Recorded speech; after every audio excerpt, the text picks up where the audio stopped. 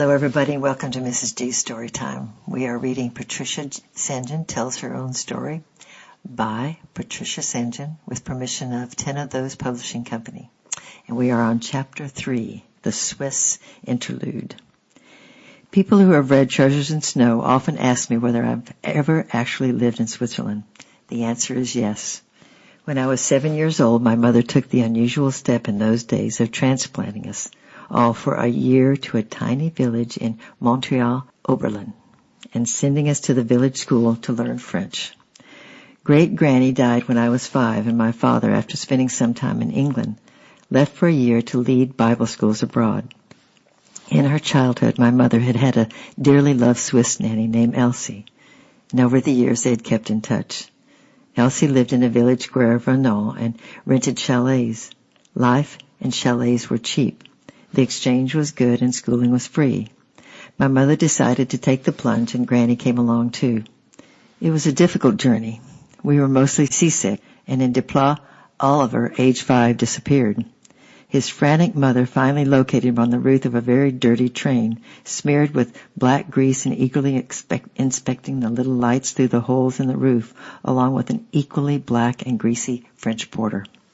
Oliver had seen an irresistible little ladder and followed him up, and the porter was delighted to welcome him. However, we arrived on a glorious autumn day. The chalet stood at the top of the steep hill above the river valley. Through the open window we looked across the mountainside opposite where the beech trees flamed like bright torches amid the dark pines, and away to the left rose higher mountains with their eagerly sprinkling of snow. The air smelt of freshly dug earth and the cows and the pine sap, and Elsie received us like long-lost grandchildren, squeezing us lovingly against her voluminous gray apron. It was a blissful beginning to a golden year. I had never been to school before, and I was unfortunate in my teacher. Hazel and Farnham, aged 9 and 10, were put in the second class with a stern but a reasonable master. But the woman who taught the first class of 7- and 8-year-olds was a terror. Soon after we left, she developed a serious mental illness and died in a psychiatric hospital, so she was probably severely disturbed during my year in school. She would beat screaming children unmercifully and drag them to the front of the room by the lobes of their ears. The little girl who sat next to me was permanently blue around the ear. But as far as I know, no one complained. I cannot remember whether I told my mother about these goings-on or not, or whether she believed that when in Rome you did as Rome did, but in my case she left it to me. However, I was the only foreign child in the class, and to begin with I knew not a word of French, and Mademoiselle knew not a word of English, so we held each other in slight awe. I never dared to misbehave in her class, and she never got further than flicking her cane in my direction and looking longingly at my ears. Only once was there a real protest. The children would bury their heads in their arms as she went by, but one boy accidentally looked up and caught the cane full across his cheek and had to take 2 stitches at the local hospital. As far as I know, the parents did not object to the cut, but they objected to the hospital bill. To our intense excitement, the police arrived in class and Mademoiselle had to pay 5 francs. Being the first foreigners ever to reside in the village, we were bullied to begin with, and I remember being stoned in the ravine where I was playing and going home covered with bruises. But we gave as good as we got, and it was Oliver, age 5, who finally routed the arch-bully, age about 10. He sauntered through the chalet one afternoon and stood rather uncertainly on the threshold. After a pause, he remarked, "Mummy, I think you had better go and look at Armand. I've just killed him." Armand recovered, but he never attacked again. In a short time we were all good friends and chattered as easily in French as in English. It was the sheer beauty of the place, and our freedom to enjoy it had made that year so memorable. Almost as soon as we arrived, the children were giving a week's holiday to collect firewood, and we spent hours in the dim, pine-scented forest collecting cones and branches for the stove in the front room, which had been our only source of heat during the winter. Here, crimson brambles lit up the gloom, scarlet toadstools grew in clumps and gardens of emerald moss, and busy squirrels leaped in the boughs overhead. To me it was a new magic world, and I never wanted to go indoors, and then the snow fell. School started at 7 a.m., and our chalet was much further up the hill. We would set out half asleep, Hazel and Farnham on rough wooden skis constructed from a slat of barrel, and I muffled up to my eyes on a tiny sled. I suppose there was a dark, rainy mornings, but in memory the moon was always shining, casting blue shadows on the snow, and the stars were always blazing. My mother would give me a kiss, and a push, and away I would go, steering skillfully through the great frosty silence with an icy nose, until I met up with the other little sleds and the spell was broken. And then Christmas. Unlike our Christmas in England, this was chiefly a religious festival, and presents were not a great feature. But Christmas Eve made up for everything when the whole village and those from outlying districts would arrive by the dozens on great family sleds straight from the milking, and we would all surge into the warm brightness of the church, enjoying the smell of polished wood, cow boots, and pine sap, the Christmas tree having been brought straight from the forest. The school children sang their carols, and the old pastor preached his sermon, and I sat and gazed at the picture above the pulpit of the Good Samaritan, kneeling on a very Swiss road beside the wounded man, and a large sympathetic St. Bernard dog all ready to assist. Then the sermon was over, and all the children hurried forward to receive an orange and a gingerbread bear with white icing paws and eyes. I thought mine was exquisite, and I decided to keep it forever. Then the south winds blew up from the valley, from the lake, and the cows grew restive in their stalls, and the snow began to melt. We were not allowed to climb at this time of the year because of the real danger of avalanches, but we went far enough to find the flowers pushing through the drifts, their triumphant purple heads melting the ice by the warmth of their germination. Then came sheets of pink flowers and yellow oxlips on the bare yellow patches below the swollen streams, and then that glorious day when parents were warned to keep small children indoors because the cows were to be let out. Through the open doors they galloped, half blind with months of dim captivity, drunk and crazy with liberty and sunshine. They leaped and they mated and tossed their tails and back legs in the air. Spring had arrived. School holidays were unpredictable. They depended entirely on the weather. We would all arrive in the classroom one morning, and the teacher would look out the window and said, "It's a good day," she would announce. "Go home for a week and dig potatoes." Or for 3 days to take the cows up to the mountains, or for 6 weeks to make the hay, or to collect firewood. And off we would all scamper, as wild and liberated as the cows. On long summer evenings or on Saturday we would wander at will, sometimes as a family, sometimes on our own. We climbed the mountains that framed the valley, sometimes spending the night in the hayloft of the high chalet, or tackling the final crest just before dawn. Rare alpine flowers grew on those crests in early summer.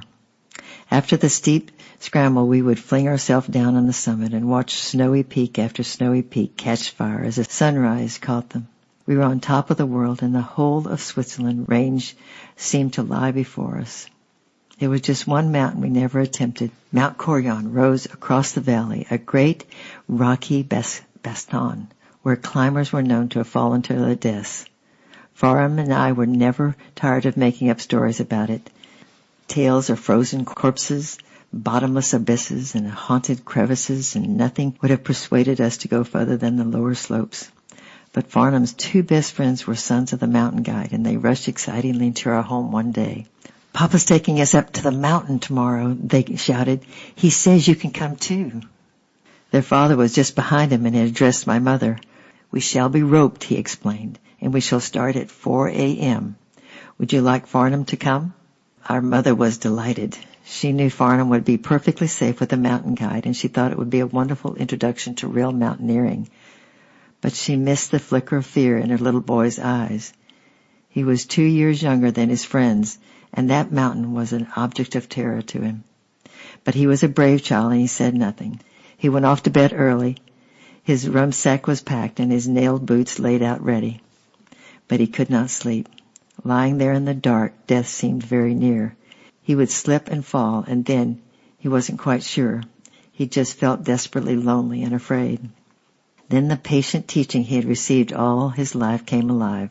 The forgiveness of sin, the certainty of heaven, and the everlasting life suddenly became very real. And with this reality, common sense prevailed. The one who had died to open heaven was alive and very near to keep him safe. He slipped out of bed, knelt down and gave himself into those keeping hands and slept soundly. I was asleep when he left, but I'd never forgotten his return. Late in the afternoon he burst into the house, dropping with tiredness, but his brown eyes were alight with happiness, his arms full of Edelweiss. His joy was contagious and overflowing, and I thought it was because he had climbed the mountain, and I burned with envy. Not until many years later did he tell everyone that there was much more to it than that. It was a slightly hazardous existence, but my mother accepted hazard as a part of our growing up process, and I only once ever saw her really nervous.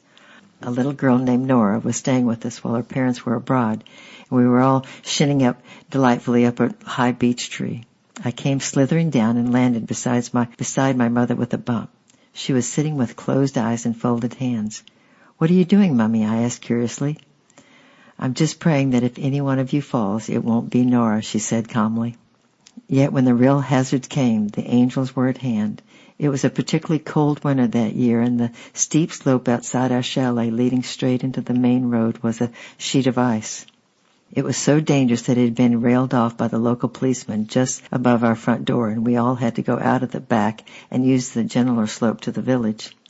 It was very quiet in the house, and we older ones were at school. My mother was in the kitchen, and John, aged 3, was playing happily with his toys in the front room.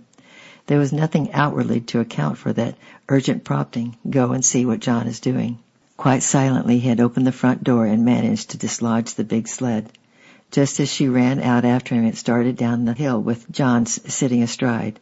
It was far too slippery to get any purchase with her feet, so she did the only thing possible. She flung herself across the road and seized his legs. He tumbled off into the ice, and the empty sled went over her and careened on its way. She was terribly bruised, but her adventurous little boy was safe. This glorious year came to an end all too soon, although 2 years later we returned to the same chalet from April till September. But that September we had to go back to dull old England, to streets and houses and shoes and stockings, and to schools comparatively devoid of drama and sensation. Yet the memories remained. My best friend, called Annette, and the little boy who broke his leg named Danny, and the utterly beautiful of the seasons, and my adored white kitten named Claus. I never quite got it all out of my system until, years later, I wrote Treasures of Snow. There was a happy sequence when much later on, Still International Films decided to film the book. They wrote to the mayor of the town and asked if they could shoot its authentic surroundings. The first answer was no. A previous film crew had visited the village and done a lot of damage, trampling the hay and leaving the gates open to roaming cows. But they were told the name of the book and the author, and the atmosphere changed. The grannies of the village remember the laughing young mother who loved all the children and had made them a Christmas party, and everyone rose to the occasion. Old costumes were produced, electrical apparatuses were set up, chalets were opened up for interior designs. Their kindness and helpfulness exceeded all expectations, and the reason for it was quite clear. We didn't want another film crew in the village, they explained. Now this next part is in French, so I'm going to try to translate it for you. But for Madame Saint-Jean, she is good, and she is different. And tomorrow we'll read Chapter 4, School Days. I love you, and I'm praying for you, and I'll see you tomorrow. Bye-bye.